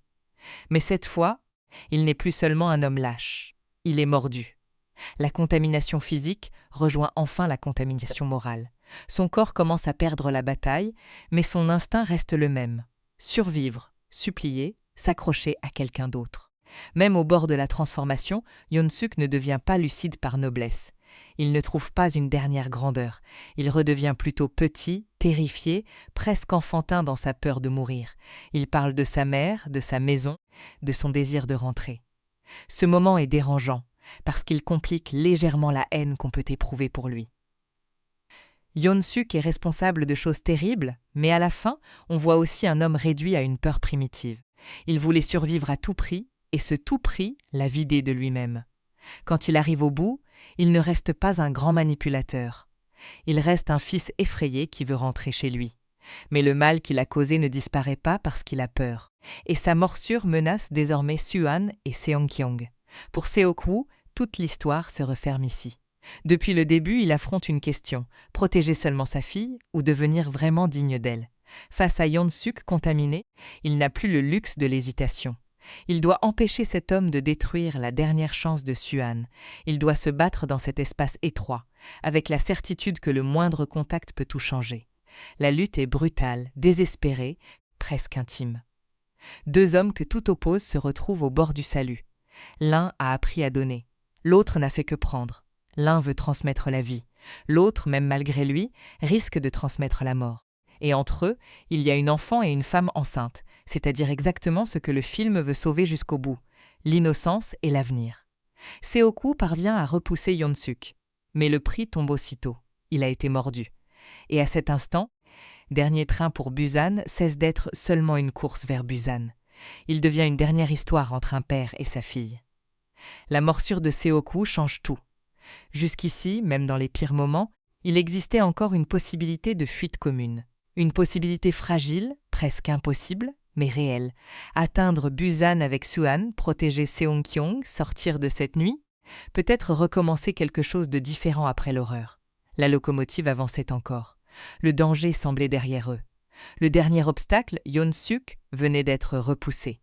Mais la morsure retire à Seok-woo son avenir. Elle ne le tue pas immédiatement. C'est cela qui rend la scène plus cruelle. Il reste encore lui-même pendant quelques instants. Il peut penser, regarder, comprendre. Il peut sentir dans son corps la vérité que tous les autres avant lui ont traversée. Bientôt, il ne sera plus le père de Suan. Il deviendra une menace pour elle. Et toute la fin du film repose sur cette conscience. Seok-woo ne découvre pas seulement qu'il va mourir. Il découvre qu'il doit partir avant de devenir dangereux. Il doit accepter une séparation volontaire, non pas parce qu'il ne veut plus protéger sa fille, mais parce que la protéger signifie maintenant s'éloigner d'elle. C'est une inversion terrible de la paternité. Depuis le début, il apprend à être présent. Et au moment où il comprend enfin la valeur de cette présence, il doit choisir l'absence définitive. La panique de Suan est immédiate, déchirante. Pour elle, son père n'est pas une idée morale, ni une trajectoire de personnage. C'est son père. L'homme qu'elle voulait rejoindre à travers ses absences, l'homme qu'elle a jugé, aimé, attendu, l'homme qu'elle vient à peine de retrouver dans sa vraie forme. Elle ne veut pas le perdre maintenant, précisément parce qu'il vient enfin de devenir celui qu'elle espérait. C'est ce qui rend la fin si douloureuse. Seok-woo change, mais trop tard pour vivre avec cette transformation. Le film ne lui offre pas une longue rédemption confortable. Il lui offre un seul acte final. Un acte assez fort pour que Suan sache la vérité, mais trop tardif pour réparer les années perdues. Dans une histoire plus douce, le père survivrait, retrouverait la mère de Suan, promettrait d'être différent, et l'avenir confirmerait cette promesse. Ici, l'avenir lui est retiré. Sa transformation doit tenir dans quelques minutes. Seok-woo comprend qu'il doit préparer Suan à continuer sans lui. Aucun parent ne devrait avoir à faire cela dans un wagon lancé vers une zone militaire, après avoir traversé l'enfer. Mais le film place la paternité dans son expression la plus pure. Il ne s'agit plus de contrôler la vie de l'enfant, ni de décider à sa place, ni de compenser son absence par des cadeaux. Il s'agit de lui donner une chance de vivre, même si cette chance exclut le père lui-même. Seong-kyong est là, elle aussi, témoin et relais de cette promesse. Elle porte l'enfant de Sang-hwa, et maintenant elle devient celle qui devra accompagner Suan vers Busan. Les deux survivantes ne sont pas choisies au hasard. Une femme enceinte et une petite fille, l'avenir déjà en cours et l'avenir encore fragile. Deux formes de vie que le film protège jusqu'au bout, non parce qu'elles seraient faibles, mais parce qu'elles représentent ce que les sacrifices des autres ont tenté de préserver. Seok-woo doit donc les laisser. Mais avant de partir, il regarde Suan. Tout ce qu'il n'a pas su dire pendant le film se concentre dans ce regard. Les excuses, l'amour, le regret, la peur, la fierté, le pardon qu'il espère sans oser le demander. La voix manque presque parce que le corps commence déjà à trahir. La transformation approche. Le temps humain se réduit. Chaque seconde où il reste près de sa fille devient à la fois un cadeau et un danger. Suan ne veut pas comprendre. Ou plutôt, elle comprend trop bien et c'est pour cela qu'elle résiste. Elle s'accroche, pleure, supplie. Le film ne protège pas le spectateur de cette douleur. Il laisse l'enfant être une enfant. Pas une figure symbolique calme, pas une héroïne stoïque, mais une petite fille qui perd son père au moment où elle vient enfin de le retrouver. Cette réaction donne au sacrifice de Seok-woo sa vraie dimension. Ce n'est pas seulement un homme qui meurt pour sauver quelqu'un. C'est un père qui accepte que son dernier acte d'amour soit incompris sur le moment par l'enfant qu'il sauve. Suan ne peut pas accueillir ce geste comme une belle leçon, elle le vit comme un arrachement. Et Seok-woo doit agir quand même. Parce que l'amour adulte, dans cette scène, signifie supporter d'être détesté ou refusé pendant une seconde si cette seconde permet à l'enfant de vivre. Il confie Suan à Seong-kyong. Ce geste répond à la promesse faite à Sang-hwa, mais aussi à une chaîne de sacrifices. Sang-hwa a demandé à Seok-woo de protéger sa femme. Seok-woo protège maintenant Suan en la plaçant auprès de cette même femme. Le film tisse ainsi une transmission entre les morts et les vivants. Personne n'arrive seul à Busan. Même ceux qui survivent portent la main de ceux qui sont tombés avant eux. Puis Seok-woo s'éloigne. La locomotive continue et lui recule vers l'extérieur, vers la plateforme, vers l'espace où il ne pourra plus toucher sa fille. Chaque pas est un combat contre l'instinct. Tout en lui devrait vouloir rester. Tout en lui devrait vouloir serrer Suan jusqu'au bout. Mais rester serait la condamner. Alors il choisit de ne pas faire peser sa transformation sur elle.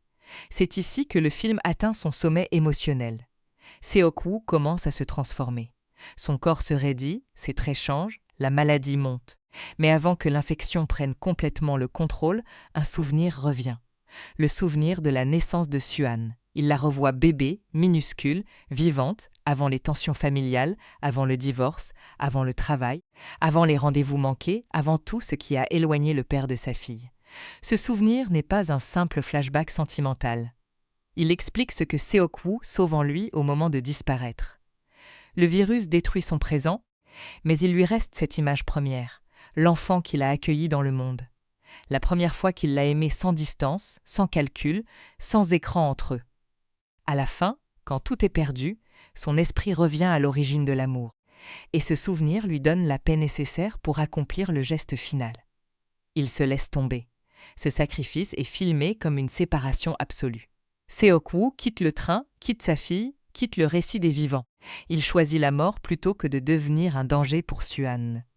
Là où les infectés s'accrochent au corps des autres pour les entraîner avec eux, lui lâche prise. Là où Yeon-suk s'accrochait à la vie au prix des autres, Seok-woo abandonne sa propre vie pour que les autres continuent. Le contraste est complet. Yeon-suk a voulu survivre en utilisant les corps autour de lui. Seok-woo meurt en retirant son propre corps du chemin. Yeon-suk, même contaminé, cherchait encore quelqu'un à entraîner. Seok-woo, contaminé, trouve assez de force humaine pour ne pas entraîner sa fille. C'est la réponse morale du film. La rédemption de Seok-woo n'efface pas le passé, mais elle donne une vérité finale à Suan. Elle pourra se souvenir de ses absences, oui, de ses erreurs, de sa froideur. Mais elle portera aussi l'image d'un père qui, au bout du monde, a compris que son amour devait devenir un acte total. Après sa chute, la locomotive avance avec 2 survivantes, Suan et Seong-kyeong. L'image est simple, presque vide après tant de tumulte. Il ne reste plus de groupe, plus de foule, plus de fausses sociétés enfermées dans le train. Il reste une enfant et une femme enceinte, toutes 2 traumatisées, toutes 2 sauvées par une chaîne de mort. Le film réduit l'humanité à sa forme la plus fragile, mais aussi la plus insistante. Tant qu'elles avancent, tout n'est pas perdu. Pourtant, même cette survie n'est pas garantie, car Busan n'est pas encore atteint au sens complet. Il reste une zone militaire, un tunnel, des soldats, des armes, une dernière frontière entre les vivants et ce qui pourrait être pris pour une menace. Et c'est là que le film prépare son dernier suspense, très différent des attaques précédentes. Il ne s'agit plus de courir plus vite qu'un infecté. Il s'agit d'être reconnu comme humain. Cette idée est magnifique et cruelle. Après tout ce que Suan et Seong-kyeong ont traversé, elles peuvent encore mourir parce que des soldats, à distance, ne savent pas si elles sont contaminées. Le film revient ainsi à une question qui traverse toute l'histoire. Comment reconnaître l'humanité quand la peur pousse à tirer d'abord? Comment distinguer la prudence nécessaire de l'abandon moral? Les militaires voient 2 silhouettes avancer dans le tunnel. Ils ne voient pas encore clairement une enfant et une femme enceinte. Ils voient un risque. Et dans ce monde, le risque se traite par la force. Les ordres sont donnés, les armes se préparent. La ligne entre sauvetage et exécution devient dangereusement fine. Cette dernière tension est différente parce qu'elle est presque silencieuse. Pas de wagons remplis d'infectés. Pas de course massive. Pas de combat au corps à corps. Seulement 2 silhouettes fatiguées, un tunnel sombre et des hommes armés qui hésitent entre protéger la zone et tuer ce qui pourrait être innocent.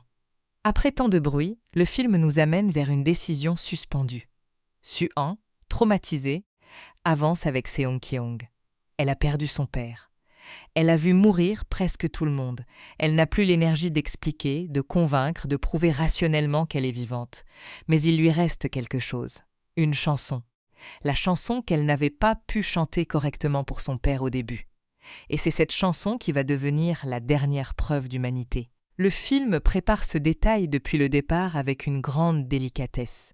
Au début, la chanson appartenait à une scène intime, presque domestique, liée à l'enfance, à l'école, au désir d'être vu par son père. Seok-woo n'avait pas été suffisamment présent pour recevoir ce moment comme il aurait dû.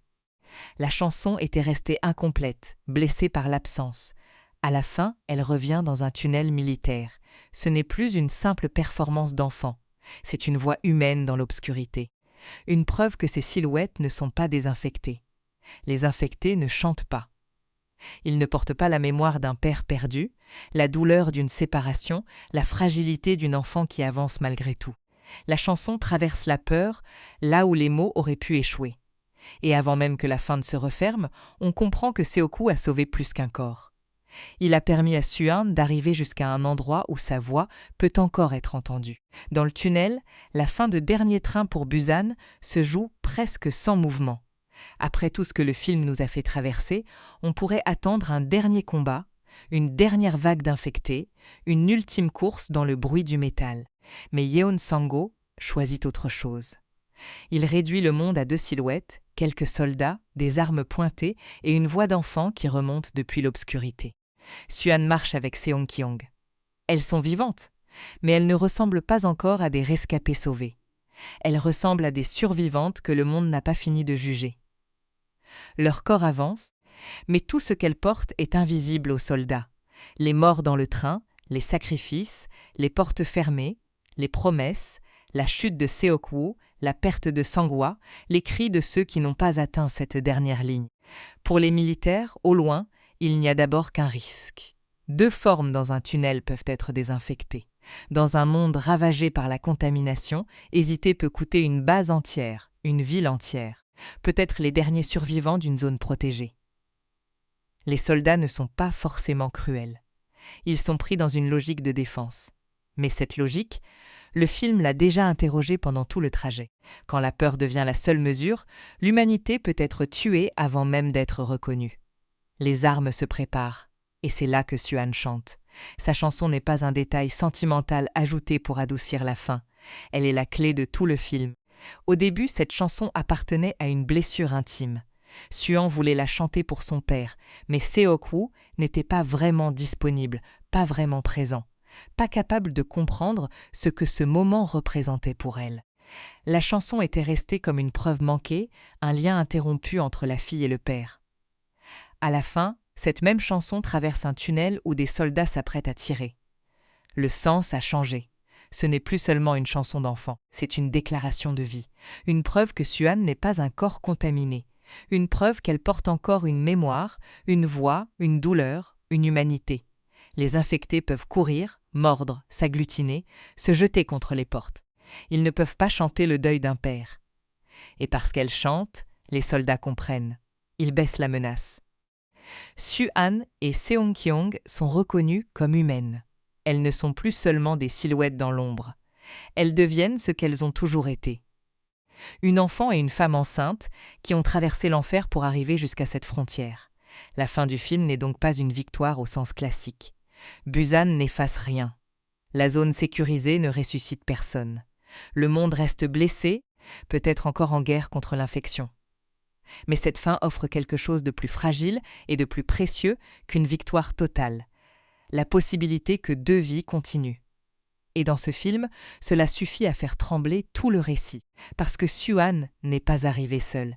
Chaque pas qu'elle fait dans ce tunnel est porté par quelqu'un qui n'est plus là. Sang-hwa a protégé Seong-kyung et a forcé Seok-woo à comprendre la vraie forme du courage. Seok-woo a donné sa vie pour que sa fille ne devienne pas la victime de son dernier échec. Même les morts plus discrètes, celles des adolescents, des sœurs âgées, des passagers moins nommés, restent comme des traces dans cette traversée. Le train entier devient une mémoire de sacrifices, d'erreurs, de lâcheté et de gestes lumineux. C'est pour cela que la fin touche autant. Elle ne dit pas simplement « quelques personnages survivent ». Elle dit « si Suhan et Seong-kyung survivent, alors les sacrifices n'ont pas été vides. La promesse de Sang-hwa n'a pas disparu. La transformation de Seok-woo n'a pas été inutile. La chanson que le père n'avait pas su entendre est finalement entendue par le monde. La fin expliquée de Dernier train pour Busan repose donc sur cette idée. L'humanité ne se prouve pas seulement par le fait d'être non infectée. Elle se prouve par la mémoire, par la compassion, par la capacité de reconnaître l'autre, par une voix qui refuse de devenir seulement un cri. Pendant tout le film, les personnages ont été séparés par des portes, des wagons, des peurs, des soupçons. À la fin, une chanson traverse la dernière frontière, et cette chanson sauve. Le destin de Seo-Kwu donne au film son cœur tragique. Il commence comme un homme fermé, absorbé par son travail, incapable de donner à sa fille une présence simple et pleine. Il n'est pas présenté comme un monstre, et c'est important. Il est présenté comme quelqu'un que la vie moderne a rendu froid, pressé, fonctionnel. Un père qui pense probablement aimer sa fille, mais qui oublie que l'amour non montré devient parfois invisible pour celui qui l'attend. Le train lui retire toutes ses protections. Son argent ne le sauve pas. Son statut ne le sauve pas. Ses contacts ne lui donnent qu'un avantage limité, parfois moralement douteux. Son intelligence pratique ne suffit pas. Chaque wagon le ramène à une question plus simple. Que fais-tu pour les autres quand tu pourrais choisir seulement toi-même ? Au début, il échoue partiellement, puis il apprend. Il observe Sangwa, il subit la lâcheté des autres, il voit sa fille le juger, il comprend que survivre seul n'a pas la même valeur que sauver quelqu'un. Et au moment final, quand la morsure le condamne, il accomplit enfin le geste que le film préparait depuis le départ. Il choisit l'avenir de Suan contre sa propre existence. Ce sacrifice est déchirant parce qu'il arrive trop tard pour la vie quotidienne, mais à temps pour la vérité. Seo-Kwu ne pourra pas devenir le père présent qu'il aurait dû être. Il ne pourra pas accompagner Suan après Busan, ni réparer lentement leur relation, ni reprendre les anniversaires manqués, ni prouver chaque jour qu'il a changé. Mais il peut laisser à sa fille une certitude finale. Quand tout a été réduit à l'essentiel, il l'a aimée plus que lui-même. Cette certitude ne supprime pas la douleur. Elle lui donne un sens. Sangwa, de son côté, reste l'une des grandes figures du film parce qu'il incarne une force immédiatement lisible. Il n'est pas parfait, pas délicat dans chaque parole, mais il possède une loyauté organique. Il protège Seong-kyong parce qu'il l'aime, et il protège les autres parce qu'il sait que la survie sans solidarité devient très vite une autre forme de mort. Son sacrifice est l'un des piliers émotionnels de l'histoire, car il montre à Seo-Kwu le chemin que celui-ci finira par prendre à son tour. Yeon-suk représente l'autre extrême. Il est la survie coupée de toute responsabilité. Il veut vivre et ce désir en soi n'a rien de condamnable. Tout le monde veut vivre dans ce train, mais lui accepte que chaque autre personne devienne un outil, un bouclier, un obstacle, une monnaie d'échange. Il ne cherche jamais à sauver un lien, il cherche seulement à prolonger sa propre vie. Et quand il parle de sa mère à la fin, le film ne l'absout pas. Il rappelle seulement que même les lâches monstrueux peuvent avoir une origine humaine. Cela rend sa chute plus triste, mais pas moins condamnable. Le vrai sujet du film se situe entre ces deux pôles. Sangwa qui donne, Yeon-suk qui prend, et Seo-Kwu qui commence du mauvais côté avant de se déplacer vers le sacrifice. C'est cette trajectoire qui élève Dernier train pour Busan au-dessus d'un simple spectacle horrifique. Oui, les scènes d'action sont tendues. Oui, les infectés sont rapides, impressionnants, souvent terrifiants. Oui, le dispositif du train donne au film une efficacité rare, parce que chaque wagon devient un défi clair. Mais ce qui reste après le visionnage, ce n'est pas seulement la vitesse des zombies. C'est la manière dont le film utilise cette vitesse pour révéler les âmes. Le train est une société miniature. On y trouve des classes sociales, des âges, des familles, des travailleurs, des jeunes, des personnes âgées, des gens ordinaires et des gens puissants. Quand le virus entre, il ne crée pas seulement une crise sanitaire. Il expose les fractures déjà présentes, l'égoïsme des puissants, la fragilité des faibles, la dépendance à l'autorité, la peur de l'autre, la facilité avec laquelle un groupe peut exclure ceux qui dérangent son confort. Chaque porte devient alors plus qu'un obstacle physique, elle devient une question morale. Ouvrir ou fermer, accueillir ou rejeter, risquer pour les autres ou se préserver à tout prix. Pendant tout le film, les portes coulissantes du train matérialisent les choix humains. Elles séparent les infectés des vivants, mais aussi les courageux des lâches, les solidaires des égoïstes, les êtres capables d'aimer des êtres capables seulement d'avoir peur. Et quand la dernière frontière arrive, dans le tunnel, ce n'est plus une porte de train. C'est la frontière du regard. Les soldats doivent décider ce qu'ils voient, des cibles ou des survivantes. La chanson de Suan les oblige à voir l'humain. Cette conclusion explique aussi pourquoi le film a eu un tel impact international. Il possède une idée immédiatement compréhensible, presque universelle. Un train, une infection, une destination. Mais il l'utilise pour raconter quelque chose de profondément émotionnel. Le spectateur n'a pas besoin de connaître chaque détail du contexte sud-coréen pour sentir la force du récit. Tout le monde comprend la peur de perdre un enfant. Tout le monde comprend la honte d'arriver trop tard. Tout le monde comprend qu'une catastrophe révèle ce que les gens cachent dans la normalité. La mise en scène de Yeon Sang-ho réussit parce qu'elle garde toujours une ligne claire. Même quand l'action devient intense, le spectateur sait ce que les personnages veulent, qui ils cherchent, quel wagon compte, quelle porte doit être franchie. Cette clarté rend l'émotion plus forte. On ne regarde pas seulement une foule courir. On suit des liens qui se tendent et se brisent. Et le film ne confond jamais rythme et vide. Chaque grande séquence ajoute une information morale. Daejeon détruit la confiance dans l'autorité. La traversée des wagons montre la nécessité de coopérer. La porte fermée révèle la lâcheté collective. La mort de Sang-hwa transmet le sens du sacrifice. La chute de Jong-guk et Jin-hee détruit l'innocence adolescente. Le déraillement brise la dernière illusion mécanique du trajet.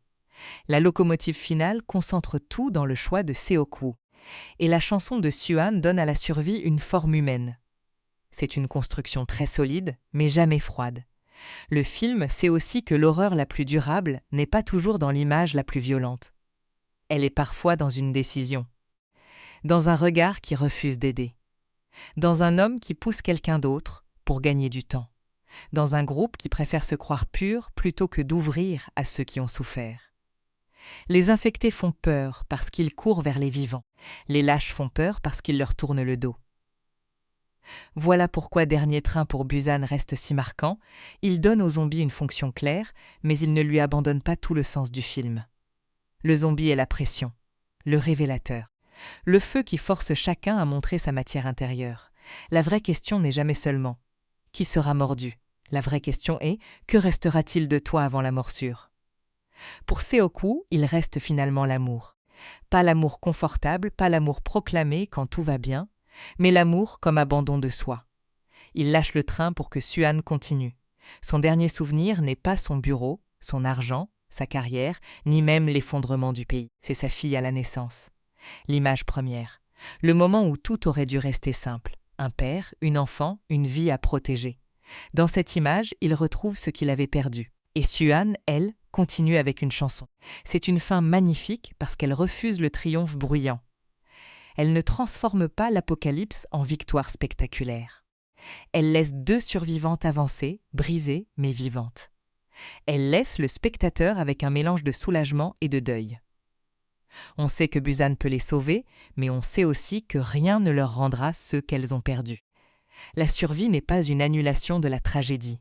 C'est seulement la possibilité de porter la tragédie plus loin sans disparaître avec elle. Dernier train pour Busan est donc un film de zombies, bien sûr, mais il est surtout une histoire de transmission. Transmission du virus, d'abord rapide et terrifiante. Transmission de la peur, ensuite, par les paroles de Yeon-suk et les portes fermées. Mais aussi transmission du courage, de Sang-hwa à Seok-woo, de Seok-woo à Suan, des morts aux vivants. C'est cette dernière transmission qui sauve le film du désespoir total. La peur circule, la violence circule. La lâcheté circule, mais le sacrifice aussi peut circuler. Un geste peut en provoquer un autre. Une promesse peut survivre à celui qui l'a reçue.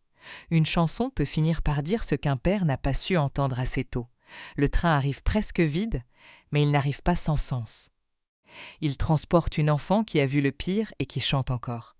Il transporte une femme enceinte qui porte une vie après la mort de son mari. Il transporte, invisiblement, tous ceux qui ont donné quelque chose pour que ce futur fragile atteigne la lumière. Et quand les soldats reconnaissent enfin Suan et Seong-kyung comme vivantes, le film referme son piège avec une émotion rare. Pas avec la certitude que tout ira bien, pas avec l'illusion que le monde est réparé, mais avec cette idée simple, immense, presque fragile. Tant qu'une voix humaine peut encore être entendue dans l'obscurité, tout n'est pas perdu. Le voyage vers Busan n'était donc pas seulement une fuite devant les morts, C'était l'épreuve d'un père, la naissance d'un courage, la condamnation de la lâcheté, et la preuve qu'au bout d'un monde contaminé, l'humanité peut encore tenir dans une chanson d'enfant.